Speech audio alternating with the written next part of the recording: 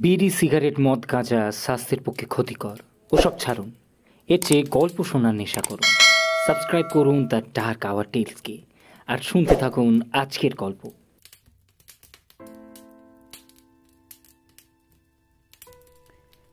ধরুন আপনি নির্জন রাস্তা ধরে হেঁটে চলেছেন। কেউ আপনার পিছু পিছু আসছে। আপনি দেখতে পাচ্ছেন না, কিন্তু অনুভব করতে পাচ্ছেন, শুনতে পাচ্ছেন তার চলার শব্দ, শ্বাস প্রশ্বাস, তারপর ঠান্ডা স্পর্শ। আজ শুনবেন দেবশ্রী চক্রবর্তী পণ্ডিতের কলমে মৃত্যুপুরী হাতছানি।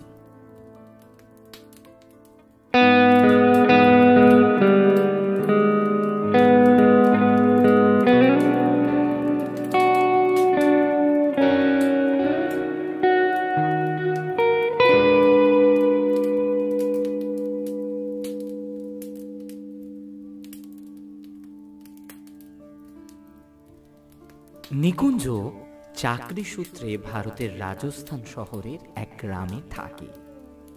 বাড়িতে বড়ই অভাব। বাবা প্রায়শই অসুস্থ থাকেন। মা আর বোন ঘরের সব কাজকর্ম করে। বাবা অনেকদিন হলো গ্রামের নৃপেন কাকার ছোট মুদির দোকানে হিসেবের দেখাশোনা করেন। নৃপেন কাকা এই কাজটা না দিলে তাদের পরিবারকে হয়তো না খেয়েই কাটাতে হতো। অভাব কাকে বলে নিকুঞ্জ জানে। সে ছোটবেলা থেকেই অভাবের নিষ্ঠুর রূপকে সঙ্গী করেই বেড়ে উঠেছে। পড়াশোনা গ্রামের ওই ছোট্ট স্কুলটিতে, কিন্তু সে বরাবরেরই মেধাবী ছাত্র ছিল। তাই শিক্ষকদের সুনজরে পড়তে সময় লাগেনি। বিনা বেতনে অনেক শিক্ষকই তাকে পড়িয়েছেন সে সময়। তাদের কাছে কৃতজ্ঞতার শেষ নেই। তাই গ্রামে এলে সেই সব শিক্ষকদের আশীর্বাদ নেওয়ার জন্য নিকুঞ্জ সময় বের করে রাখে। আজ সকাল থেকেই তার মনটা বড় কু ডাকছিল। কেমন অশান্ত হয়ে উঠেছে মনটা। দুপুরে পোস্টম্যান এসে একটা চিঠি দিয়ে গেল। ভারী অবাক হলো নিকুঞ্জ। হরিহর কাকা চিঠি পাঠিয়েছেন।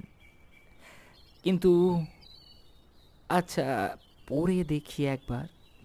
চিঠিতে শুধুমাত্র কয়েকটি কথাই লেখা ছিল। যত দ্রুত সম্ভব হয় চলে এসো বাবা, দেরি করো না।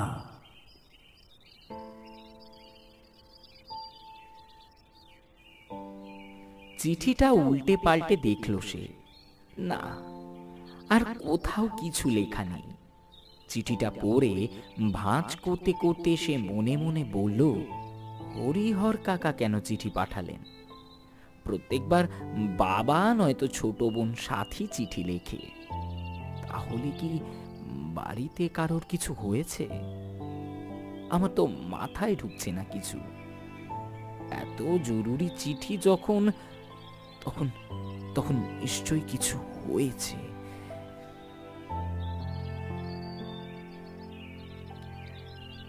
হাতের কাছে যা ছিল তাই গুছিয়ে নিয়ে জামা প্যান্ট পরে গায়ে একটা চাদর জড়িয়েই সন্ধ্যের মধ্যে সে বেরিয়ে পড়ল। পৌঁছতে 2 দিন সময় লেগে যাবে। এখন স্টেশনে গিয়ে আগে জানতে হবে কলকাতাগামী ট্রেন কখন রয়েছে। রাস্তায় যেতে যেতে নিকুঞ্জ মনে মনে ভাবছিল, আজ প্রায় 1 বছর হতে চলল বাড়ি যেতে পারেনি সে। কাজের চাপে চিঠিও লেখা হয়নি সেভাবে। বাবার হাঁপানিটা বাড়ল না তো? বড় দুশ্চিন্তা হচ্ছে ওর। বোনটাও তো পঙ্গু, মায়ের বাতের ব্যথা, সব কিছু সামলাতে হয়তো তাকে। সত্যি বড় দাদা হয়ে ওদের জন্য হাতে করে নিয়ে কিছু যাচ্ছে না, অথচ ওরা ওর পরিবার। ওর ভালো মন্দ সব কিছু তো ওদের নিয়ে। এসব ভাবতে ভাবতে হঠাৎ একটা দোকানের সামনে এসে দাঁড়ায় নিকুঞ্জ। এখানে রকমারি জিনিসের একটি মাত্র দোকান। দোকানে টিম টিম করে বাতি জ্বলছে। স্টেশন এখান থেকে আর মাত্র মিনিট 30-এর হাঁটা পথ। দোকান থেকে নিকুঞ্জ তার বোনের জন্য দুগাছা কাঁচের রঙিন চুড়ি, চুলের ফিতা, টিপ, মায়ের জন্য আলতা সিঁদুর আর বাবার জন্য একটা সুগন্ধি আতর কিনল। দাম মিটিয়ে বেরিয়ে এলো সে। স্টেশনের রাস্তাটা বড় নির্জন, গ্রামের ছোট্ট একটা রেল স্টেশন। সন্ধ্যা হতেই লোক চলাচল প্রায় বন্ধ হয়ে যায়। ঝিঁঝির ডাকটা আরো বেশি করে শোনা যেতে লাগলো। রাস্তাটা বড় অন্ধকার, যদিও গ্রামে থাকার দরুন অন্ধকারে হাঁটা চলা করা তার অভ্যেস আছে। তবুও কাঁধের ব্যাগটা হাতড়ে বড় টর্চটা বের করে নিল সে। হঠাৎ হঠাৎ সে কার যেন গলা শুনতে পেল, ঠিক যেন মায়ের গলার আওয়াজ, যেন বলছে, কুঞ্জু, তুই আসছিস বাবা? তাড়াতাড়ি আয়, তোকে দেখার জন্য যে বসে আছি। তাড়াতাড়ি আয় বাবা, বড় কষ্ট, বড় কষ্ট। চমকে পিছনে তাকায় নিকুঞ্জ। কপালে ভাঁজ পড়েছে তার। এ কি শুনছে সে? এখানে প্রায় সব লোক হিন্দি বা রাজস্থানী ভাষায় কথা বলে, এখানে বাংলায় কি কথা বলবে? সে একটু ইতস্তত করে ভাবে, হয়তো মনের ভুল, বাড়ির জন্য দুশ্চিন্তা থেকেই এমনটা হচ্ছে। আবারও হাঁটতে থাকে সে। আবার আবার একটা কণ্ঠস্বর শুনতে পায় নিকুঞ্জ। দাদা, তাড়াতাড়ি আয় দাদা, বড় কষ্ট, বড় কষ্ট। এ তো তার বোন সাথীর গলা। চমকে উঠে নিজের মনেই বলে উঠল সে, কি হয়েছে বোন? তারপর চারিদিকে তাকালো ভয়ে ভয়ে।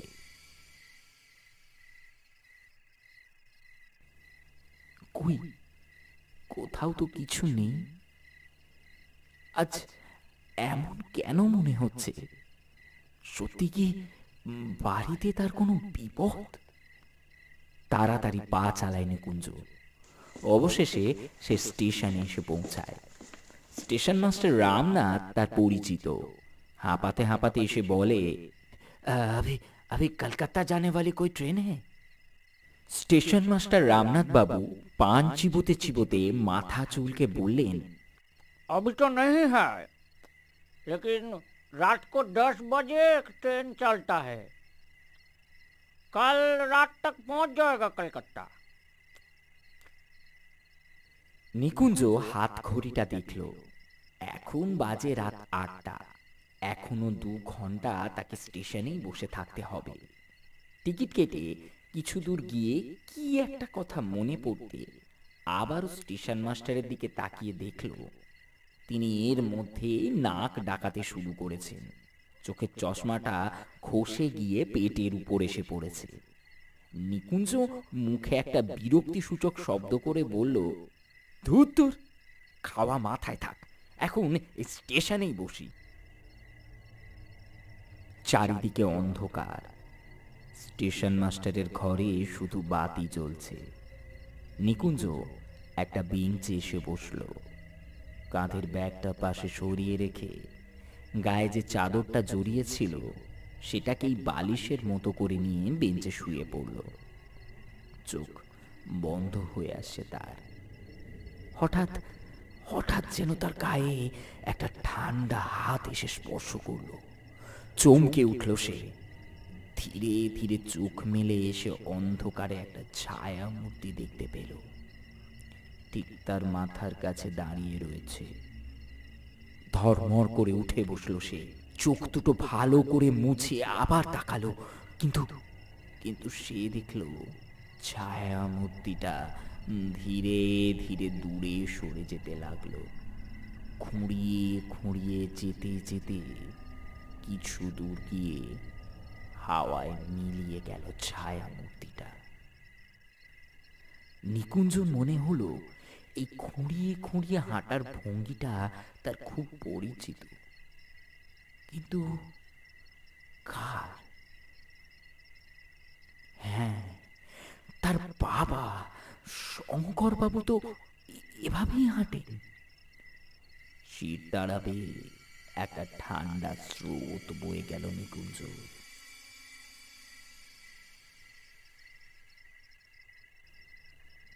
হে ঠাকুর, আজ কি সব হচ্ছে? আমার বাড়িতে সবাই ভালো আছে তো? তুমি ওদের রক্ষা করো ঠাকুর, রক্ষা করো। ঠাকুরের উদ্দেশ্যে প্রণাম করে সে আবার শুয়ে পড়ল।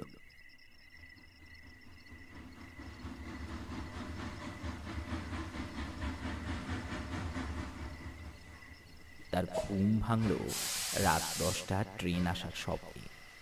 তাড়াতাড়ি উঠে গায়ে চাদর জড়িয়ে ব্যাগ নিয়ে উঠে পড়ল ট্রেনে।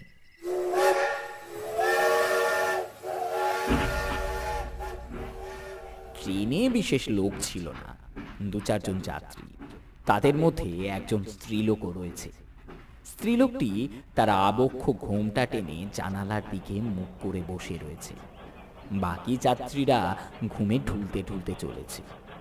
স্ত্রীলোকটিকে দেখে মনে হলো সে একাই চলেছে। এত রাতে একা মেয়ে মানুষ কোথায় চলেছে?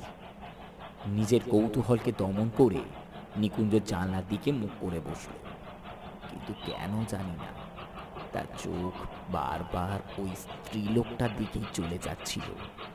এক ঝলক দমকা হাওয়ায় ঘোমটাটা খানিকটা হাওয়ায় উড়ে গেছিল, কিন্তু সে সাথে সাথেই ঘোমটাটা আবার টেনে নিয়ে বসল। টিকিট পরীক্ষক কামরায় উঠতেই মেয়েটি জড়ো সড়ো হয়ে বসল। বাকি সকলও নড়ে চড়ে বসল। সকলের টিকিট পরীক্ষা করে টিকিট পরীক্ষক সেই মহিলাটির কাছে গিয়ে টিকিট চাইতে সে ঘোমটা সরিয়ে টিকিট পরীক্ষকের মুখের দিকে তাকালো। টিকিট পরীক্ষক তার মুখের দিকে তাকিয়ে চিৎকার করে মূর্ছা গেল।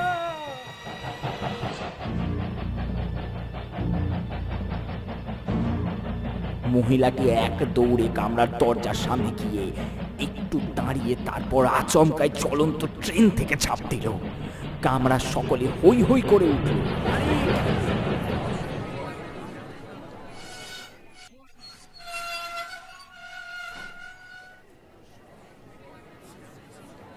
হাত ঘড়িটা দেখে নিল একবার। রাত 2টো। কামরার মধ্যে কেউ যেন একজন চেন টেনেছিল। কর্কর শব্দ করে ট্রেনটা থেমে গেল।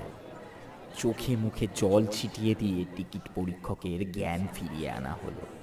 তিনি উঠে বসে যা বললেন তা হলো,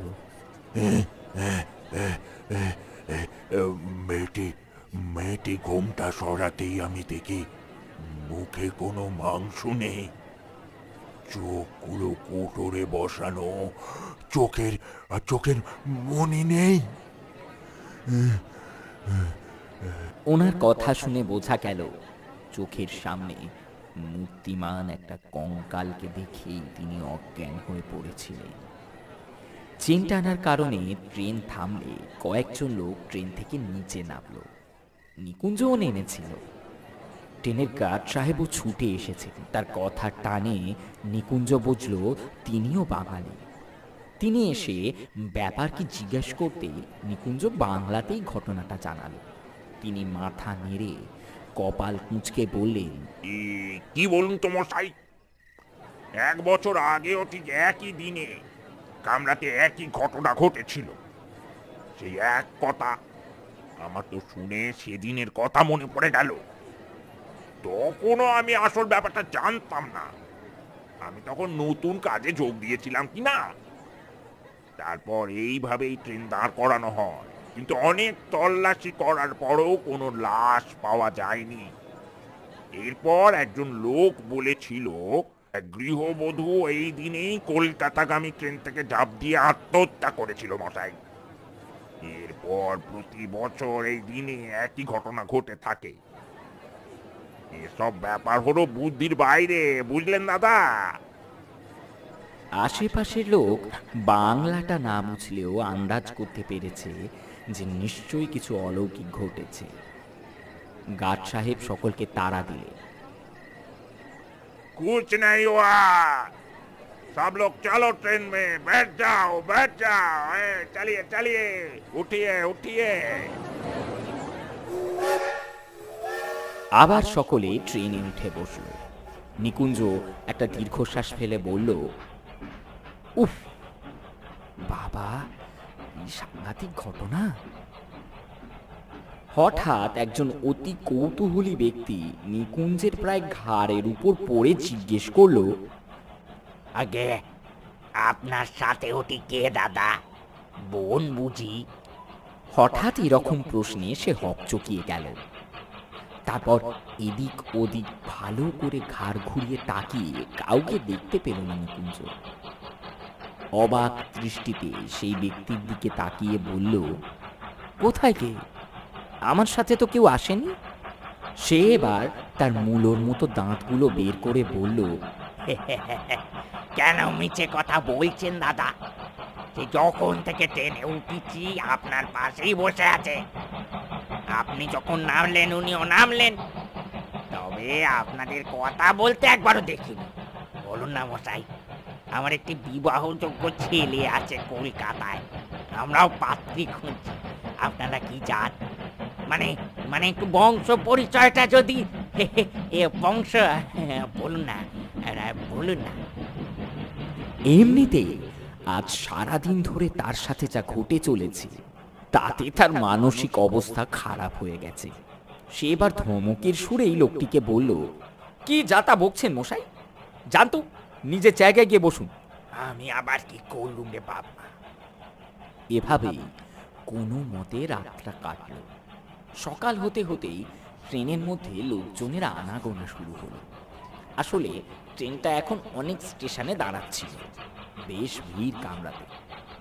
নিকুঞ্জ শুধু অপেক্ষা করছে কখন বাড়ি পৌঁছাবে, কখন দেখবে সবাইকে।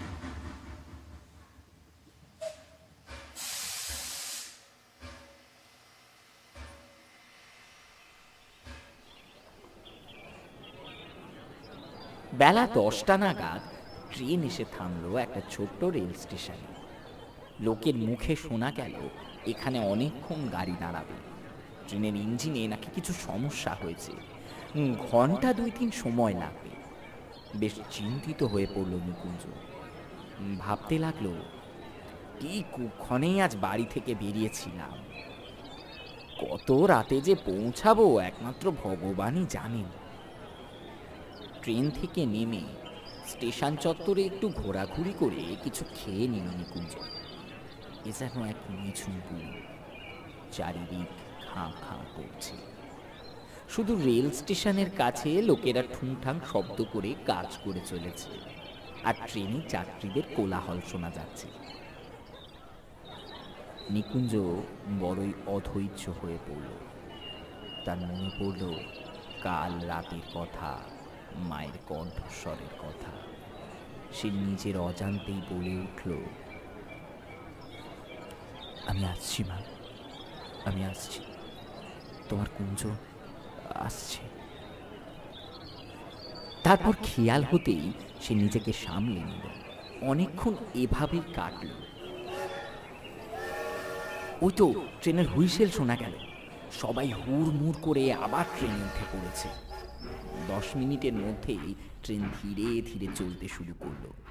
সেই অখ্যাতনামা স্টেশনটি ছাড়িয়ে ট্রেনের গতিবেগ বাড়তে লাগলো। মাঝখানে আরো কয়েকটি স্টেশনে ট্রেন দাঁড়াতে দাঁড়াতে চলল। বড় ক্লান্ত অবসন্ন দেহটি যেন বারবার ঝুঁকে পড়ছে সামনের দিকে, চোখ বন্ধ হয়ে আসছে।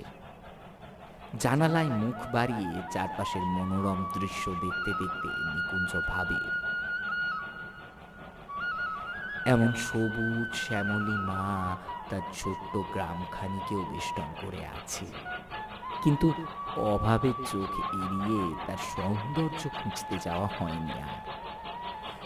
টানাটানির সংসারে এই কাজটা না নিলে সেই সময় পরিবার শুদ্ধ সকলকেই না খেয়ে মরতে হতো।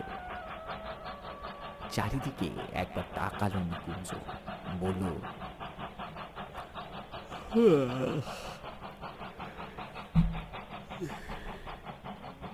সবাই তো প্রায় ঢুলে পড়েছে দেখছি, আমিও আর চোখ খুলে রাখতে পারছি না।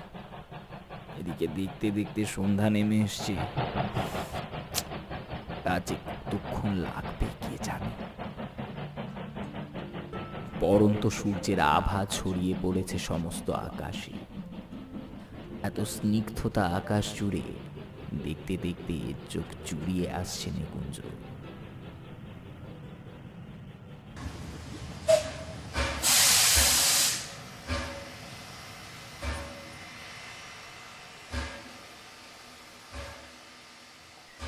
যখন তার ঘুম ভাঙল তখন ট্রেন এসে পৌঁছেছে তার গন্তব্যে। যাত্রীদের ভিড় নেই, প্রায় সকলেই আগের স্টেশনে নেমে গিয়েছে। নিকুঞ্জ একাই এই স্টেশনে ট্রেন থেকে নামলো। নেমে এসে দেখল স্টেশনে শুধুমাত্র সে ছাড়া আর দ্বিতীয় কোনো মানুষ নেই। ট্রেনটাও ঘর ঘর শব্দ করে স্টেশনটা পরিত্যাগ করলো। স্টেশনে তখনও আলোর ব্যবস্থা হয়নি, চারিদিক অন্ধকার। জ্যোৎস্নার আলোয় যত দূর দেখা যায় শুধুই বিস্তীর্ণ জনহীন প্রান্তর। স্টেশনের পাশে আঁশ শ্যাওলার ঝোপ থেকে শিয়ালের ডাক শোনা যাচ্ছে। ঝিঝি পোকার একটানা সুর রাতের এই পরিবেশকে আরো রহস্যময় করে তুলেছে। নিকুঞ্জ ব্যাগ হাতড়ে টর্চ বের করে একবার হাতঘড়িটার দিকে দেখে নিল। রাত 9টা। হঠাৎ সে শুনল অন্ধকারের ভিতর থেকে কে যেন তার নাম ধরে ডাকছে। ডাকতে ডাকতে তার দিকে এগিয়ে আসছে। কুঞ্জ, কুঞ্জ, এদিকে আয়। নিকুঞ্জ অবাক হয়েই নিজের মনে বলে উঠল, বাবার গলা না? তখনও তার হাতের টর্চটা জ্বলছিল। সে টর্চ ঘুরিয়ে এদিক ওদিক দেখল, বলল, আশ্চর্য, কেউ তো নেই এখানে। কিন্তু আমি তো স্পষ্ট বাবার গলা শুনতে পেলাম। বাবা আমার নাম ধরে ডাকছেন। বিস্ময়ে সে আবার এদিক ওদিক তাকাতে থাকে। আবারও সেই একই কণ্ঠস্বর ভেসে আসে, টর্চের আলোটা বন্ধ করে দে কুঞ্জ। চাঁদের আলোয় দিব্যি সব পরিষ্কার দেখা যাচ্ছে। আমি এদিকে আছি, এই যে শিমুল গাছের নিচে। বাবার কথা মতো টর্চটা বন্ধ করে দেয় কুঞ্জ। জ্যোৎস্না রাত, তাই পথ চলতে খুব একটা অসুবিধে হলো না। স্টেশনের শেষেই শিমুল গাছটা। এই তো বাবা, এই যে এসে গেছি। শঙ্করবাবুর মুখটা স্পষ্ট দেখা যাচ্ছে না, চাদরে ঢাকা রয়েছে মুখখানা। তিনি আর কোনো কথা না বলে আগে আগে চলছেন। কিছুটা অবাকই হলো নিকুঞ্জ। এর আগে অবশ্য তার বাবা তাকে স্টেশনে নিতে আসতেন, কিন্তু এবার তো সে না জানিয়ে এসেছে। তাহলে বাবা কিভাবে জানলেন যে আজই সে আসবে? এই কথাটা মনে হতেই সে বলল, বাবা, আপনি কিভাবে জানলেন যে আমি আজ আসব? আমি তো আপনাদেরকে জানাইনি। বাবা সামনের দিকে তাকিয়ে হাঁটতে হাঁটতে উত্তর দিলেন, তোর মা সকাল থেকেই বলছিল, জানো, আমার কেন জানি মন বলছে আজ কুঞ্জ বাড়ি আসবে। তুমি তো জানো ওর ট্রেন কখন আসে। একবার সেই সময়টায় স্টেশনে গিয়ে দেখো না, আমার কুঞ্জ আজ নিশ্চয়ই আসবে। সেই জন্যই তো আমি সেই সন্ধ্যে 7টা থেকে এসে দাঁড়িয়েছিলাম। তোর মায়ের কথাই কেমন সত্যি হলো বল দেখি। কুঞ্জ খানিক হেসে বলল, মা সত্যি মন বোঝেন। জানো আজ কি হয়েছে? তাকে আচমকাই থামিয়ে দিয়ে তার বাবা বললেন, বাকি কথা বাড়ি গিয়ে হবে ক্ষণ। নে নে, পা চালা। তোর মা হয়তো এতক্ষণে খাবার নিয়ে বসে রয়েছে। কুঞ্জ আর কোনো কথা বাড়ালো না। বাবার দিকে সে একবার একটু ভালো করে তাকালো। বাবা তো আর খুঁড়িয়ে খুঁড়িয়ে হাঁটছেন না। তার হাঁটার ভঙ্গি দেখে মনে হচ্ছে যেন একজন যুবক হেঁটে চলেছে।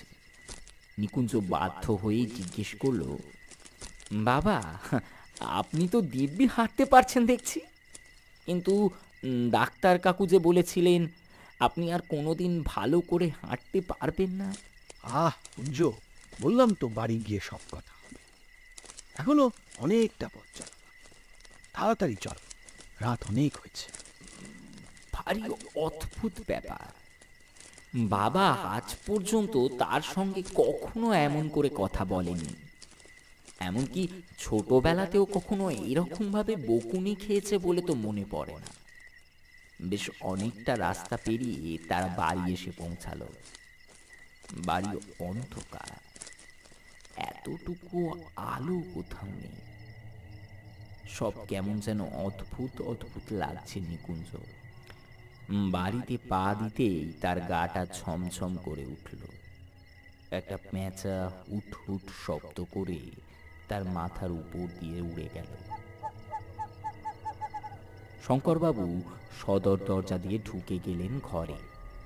কুঞ্জ কাঁধের ব্যাগটা নামাতে নামাতেই প্রশ্ন করল, মা, এত অন্ধকার করে রেখেছো কেন? কোনো আলো জ্বালাওনি? বাড়ির ভিতরের জমাট বাঁধা অন্ধকার থেকে মায়ের উত্তর ভেসে এলো, কেন রে কুঞ্জ?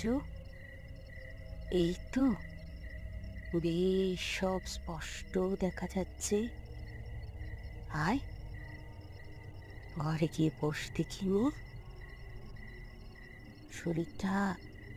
শরীরটা কি হয়েছে তোর? খাওয়া দাওয়া করিস না বুঝি? আমি খেতে দিচ্ছি। কুঞ্জ এত কাছে দাঁড়িয়ে রয়েছে, তবুও তার মনে হচ্ছে তার মা যেন শুধুমাত্র একটা ছায়া মূর্তি। ক্লান্ত কুঞ্জ আর কিছুই ভাবতে পারে না। খুব খিদে পেয়েছে তার। উঠোন থেকেই ডাক পারল, সাথী, গামছা আর এক ঘটি জল দিয়ে যা দেখি, হাত পাটা একেবারে ধুয়েই যায়। কোনো উত্তর এলো না। পায়ের কাছে কি একটা ঠেকলো। সে দেখল একটি জলের ঘটি ও তার উপর সুন্দর করে ভাঁজ করা একটা গামছা রাখা রয়েছে। কিন্তু একটু আগেও তো এখানে সেটা ছিল না। দাওয়ায় বাসনের শব্দ পাওয়া গেল। মা হয়তো খেতে দিচ্ছে, কিন্তু কেউ কোনো কথা বলছে না কেন? শুধু ফিসফিসানির শব্দ শোনা যাচ্ছে। হাত পা ধুয়ে দাওয়ার সামনে এসে নিকুঞ্জ বসল। উফ, এত অন্ধকারে খাওয়া যায় নাকি? তোমাদের ঘরে যখন আলোর কোনো ব্যবস্থা নেই, তাহলে আমি টর্চটা ব্যাগ থেকে বের করি। হ্যাঁ, দাঁড়াও। একটা ঠান্ডা হাতের স্পর্শের অনুভূতি হলো তার। শুনতে পেল, দাদা, আলো জ্বালাস না, বড় চোখে লাগে। নিকুঞ্জ বলল, তোর হাত এত ঠান্ডা কেন রে? সাথী হাত সরিয়ে নিয়ে বলল, ও কিছু না রে দাদা, এই তো পুকুরে হাত ধুয়ে এলাম খেতে বসবো বলে। আবারও আশ্চর্য হলো নিকুঞ্জ। এত রাতে একা পুকুরে গিয়েছিলি অন্ধকারে? তোর তো সাহস বলিহারি। তোমার ছোট মেয়েকে সামলাও মা, কোন দিন কিছু সাংঘাতিক ঘটিয়ে আসবে এ আমি বলে দিলাম। আমি এখানে থাকি না, যদি কিছু অঘটন ঘটে গ্রামের লোক কি বলবে? হ্যাঁ, সাথী বলল, কি আর বলবে, বলবে নিকুঞ্জর ছোট বোনটা একেবারে বকে গেছে। রক্ত জল করা হাসি হেসে উঠল সাথী। ভীষণ অস্বস্তি বোধ হতে লাগলো নিকুঞ্জের। মাকে বলল, মা, একটা কোনো আলো। তার মা কাঁদো কাঁদো গলায় বললেন, খবরদার খোকা, আবার আবার আলো আলো জ্বালাবার কথা বলবি তো? মাকে থামিয়ে দিয়ে নিকুঞ্জ বলল, আরে তোমরা সবাই এমন অদ্ভুত ব্যবহার করছো কেন বলো তো? তোমরা কি চাও না আমি এই বাড়িতে আসি? এভাবে আমাকে অতিষ্ঠ করে তুলছো কেন? যাতে আমি কখনো আর না আসি সেই জন্য নাকি? রাগের মাথায় একটানা এই কথাগুলো বলে চলল সে। কিন্তু একটা কান্নার শব্দ শোনা গেল। মা কাঁদছে। বোঝা গেল কান্নার আওয়াজ জোর করে রোধ করবার চেষ্টা করছে। শান্ত হয় নিকুঞ্জ। সে দাওয়ায় উঠে খেতে বসে। কিন্তু তার বোন এইভাবে পা ভাঁজ করে বসলো কিভাবে? সে তো জন্ম থেকেই পঙ্গু, মাটিতে বসতে পারে না। বেশ শির দ্বারা সোজা করে পা দুটো সাধারণ মানুষের মতোই ভাঁজ করে খেতে বসেছে সে। নিকুঞ্জর মুখ থেকে একটা আর্তনাদ বেরিয়ে এলো। সাথী, তুই মাটিতে বসলি কিভাবে? তুই তো কোনোদিনও... গভীর স্বরে তাকে থামিয়ে দিয়ে সাথী বলে উঠল, তুই এখন খা দাদা, ধীরে ধীরে সব জানতে পারবি। নিকুঞ্জ খাওয়া ছেড়ে লাফিয়ে উঠে পড়লো, চিৎকার করে বলল, না না না না, কিছুতেই না, আগে আমাকে বলতে হবে এসব কি হচ্ছে। বাড়ি আসার পর থেকেই দেখছি তোমরা আমার সাথে অদ্ভুত আচরণ করছো, এত অন্ধকার যেন কোনো মৃত্যুপুরীতে রয়েছি। মা কেঁদে বললেন, মাথা কাশাবার কঞ্চ, খেয়ে নি বাবা, কতটা পথিলি, কিচ্ছু খাওয়া হয়নি তোর। সব বলবো বাবা, সব বলবো, তুই না খেলি কিন্তু আমার... এর পরের কথাটা নিকুঞ্জ জানে, তুই না খেলে কিন্তু আমার মরা মুখ দেখবি। এই কথাটা ছোট থেকেই শুনে আসছে সে, এবং এই কথাটা শুনলেই মাকে হারিয়ে ফেলার ভয় চেপে ধরে তাকে। সে কিছুটা বিরক্তির সুরে বলে, আচ্ছা আচ্ছা, খেয়ে নিচ্ছি, কিন্তু সব সময় এই কথাটা বলে আমাকে চুপ করিয়ে দাও তুমি। মা একটু হাসলেন, তারপর বললেন, তোর পছন্দের মাছ এনেছে তোর বাবা আজ, খেয়ে দেখ দেখি কেমন রেঁধেছি। তুই ছাড়া এ মাছ তো এবাড়ির আর কেউ মুখেও তোলে না। আর ওই ছিঁচকি শাকটা কেমন হয়েছে বলতো? নিকুঞ্জ বিস্মিত হয়ে বলল, তুমি কেমন করে জানলে আমি আসব? মা সন্তোষপূর্ণ হাসি হেসে বললেন, মায়েরা সব জানতে পারে রে খোকা, মা সব বোঝে। সকাল থেকেই আমার মন বলছিল তুই আসবি, তুই আসবি। তাই তো তোর বাবাকে বলতেই তোর পছন্দের সব কিছু কিনে এনে দিলেন। আর আমিও রাখতে লাগলুম। কিন্তু বাবারে, তোকে যে অনেক কথা বলার আছে।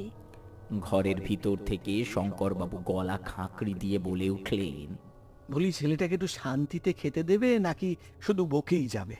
খেয়ে উঠুক, তারপর শান্তিতে মায়ে পোয়ে সুখ দুঃখের গপ্প করো। এগুলোকে খেতে দাও, এদিকে রাত্রে খাবার হয়ে এলো। খাওয়া শেষ করে হাত মুখ ধুয়ে নিকুঞ্জ মায়ের পাশে এসে বসল।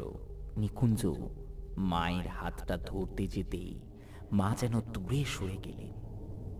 তারপর বললেন, শোন কুঞ্জ, তোকে যা যা বলছি মন দিয়ে শোন। তুই এখানে যা যা দেখছিস সব কিছু সত্যি নয়। তোকে অনেকে অনেক কিছু বলবে, বোঝানোর চেষ্টা করবে, কিন্তু তুই শুধু হরিহর কাকার কথাই শুনবি। উনি আমাদের পরম আপনার লোক, শুভাকাঙ্ক্ষী। আর জেনে রাখিস বাবা, তোর বাবা চোর নয়। অভাব থাকলেও চিরকাল সৎপথেই থেকেছেন তিনি। কিন্তু মা... কোনো কিন্তু নয় বাবা, কোনো কিন্তু নয়। আমাকে আগে কথা শেষ করতে দে। এদিকে ভোর হয়, তার আগে যে কথাগুলো বলা দরকার, না হলে যে আর কোনোদিন তোকে বলা হবে না কুঞ্জ। তাকে আর কোনো কথা না বলতে দিয়ে তার মা বললেন, ঘরের কুলুঙ্গিতে একটা বাক্স রয়েছে, সামান্য কিছু পয়সা করে জমিয়ে রেখেছিলাম। তুই ওগুলো নিয়ে প্রয়োজনে খরচ করিস। এ মা বাপ কোনোদিনও ভালো কিছু কিনে দিতে পারিনি, তা বলে যে না রাগ করিস নি। সকাল হলেই আমাদের কাউকে আর দেখতে পাবি না, কাউকে দেখতে পাবি না। হরিহর কাকার কাছে চলে যাবে। ওই ওই ভোরের আলো ফুটে উঠেছে বুঝি। আমরা তবে চলি রে কুঞ্জ, আমরা তবে চলি। ভালো থাকিস বাবা, আমাদের ক্ষমা করে দিস। সারা জীবন অভাবের বোঝা বয়ে বেরিয়ে আর জমিদারের খাজনা মেটাতে গিয়ে আমরা সর্বশান্ত হয়ে পড়েছিলাম। এবার এবার সব কিছু থেকে মুক্তি, তোর বাবার রূপ থেকে মুক্তি, সাথীর বিয়ে দেওয়ার চিন্তা থেকে মুক্তি, আমার এই সংসারের মরণ জ্বালা থেকে মুক্তি। কথা শেষ করে এই অন্ধকারের মধ্যে যেন মিলিয়ে গেল তারা। আকাশের পূব কোণে আলোর আভা দেখা যাচ্ছে, আর তার সঙ্গে সঙ্গেই একটা দমকা হাওয়া যেন বেরিয়ে গেল বাড়ির ভেতর থেকে।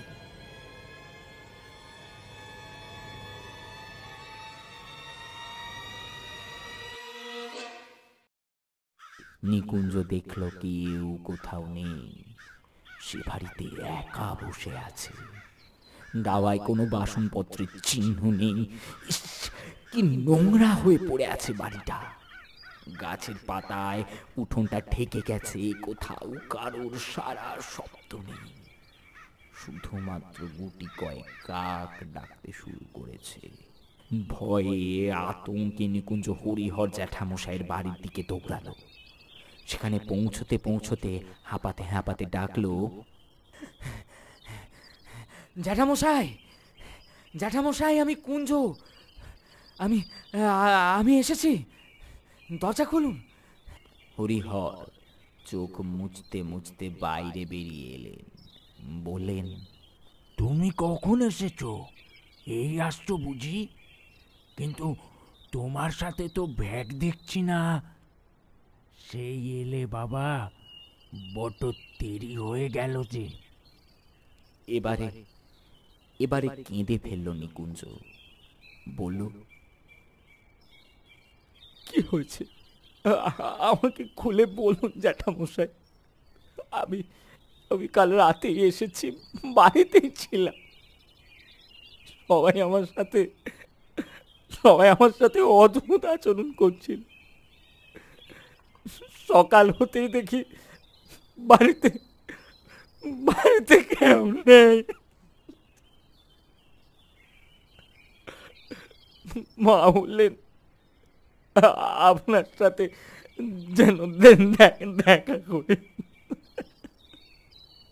হরিহর বিস্ফারিত চোখে বললেন, কি বলছো কি? রাম রাম রাম রাম রাম। কিন্তু বাবা, তোমার বাড়ির সকলে যে 3 দিন আগেই মারা গেছে। সেই দিনই তোমাকে জরুরি চিঠি পাঠানোর ব্যবস্থা করি। তোমার বাবা যে দোকানে কাজ করতেন, তিনি অপবাদ দিয়েছিলেন তোমার বাবা নাকি দোকানে টাকা চুরি করছেন। এই নিয়ে বড় মনোকষ্টে ছিলেন তিনি। শেষে সেই নৃপেন বলে বাড়ি নাকি তার নামে লিখে দিতে হবে, না হলে জমিদারের কাছে নালিশ করে বেশ কড়া শাস্তির ব্যবস্থা করবে। আমিও কি এসব জানতাম বাবা? শঙ্কর আমার ছোট ভাইয়ের মতো। মৃত্যুর আগের দিনও এইসব কথা বলে খুব কাঁদলো। আমি বললাম, তোমার ভয় নেই, আমি আছি তো। আমি যাব দারোগা সাহেবের কাছে, কিছু একটা বিহিত করবই। সে বলল, নিজের জন্য চিন্তা করি না দাদা, কিন্তু ছেলেটা বাইরে থেকে দিনরাত খেটে পয়সা পাঠায়। ওই পয়সা দিয়ে খাজনা মেটাই। আমাদের জমিদার যা চামার সে তো তোমার জানা নয় দাদা। ছেলে যদি শোনে ওর বাবা চোর, ওর সামনে মুখ দেখাবো কি করে? এই বলে কাঁদতে কাঁদতে বাড়ি চলে যায় সে। তারপরে পরান্দুলের বউ কি একটা কাজে তোমাদের বাড়ি গিয়ে দেখে খাবারের সব বাসন পড়ে আছে চারিদিকে, আর সকলে মৃত অবস্থায় পড়ে আছে। সেই চিৎকার করে লোক জড়ো করে। আমিও খবর পেয়ে ছুটে যাই। গ্রামের বৃন্দাবন ডাক্তার এসে পরীক্ষা করে বললেন বিষক্রিয়ায় মৃত্যু হয়েছে। নিকুঞ্জ মুখ থেকে কেঁদে উঠল। অপমান, অভাবের বোঝা বলতে না পেরে তোমরা আত্মহত্যা করলে, অথচ আমার কথা একবারও ভাবলে না, ভাবলে না তোমরা।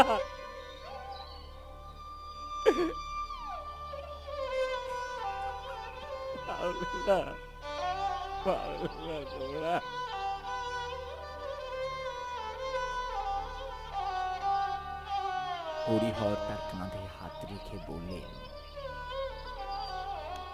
আত্মহত্যা কিনা জানি না, তবে এসব কিছু হয়েছে ওই নিপেনের জন্য।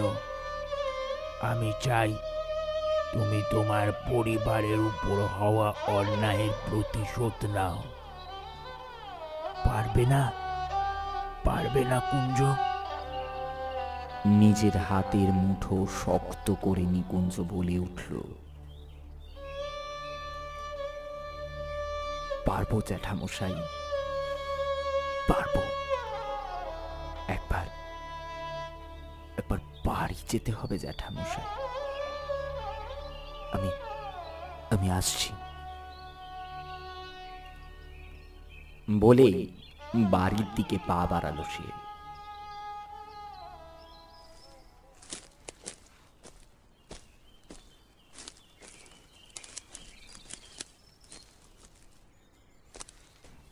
অবসন্ন পায়ে চলতে চলতে বাড়ির সদর দরজা দিয়ে ঢুকতে একটা গন্ধ তার নাকে ভেসে এলো, তার মায়ের গন্ধ। আজ হাওয়ায় হাওয়ায় সেই গন্ধ মিশে রয়েছে।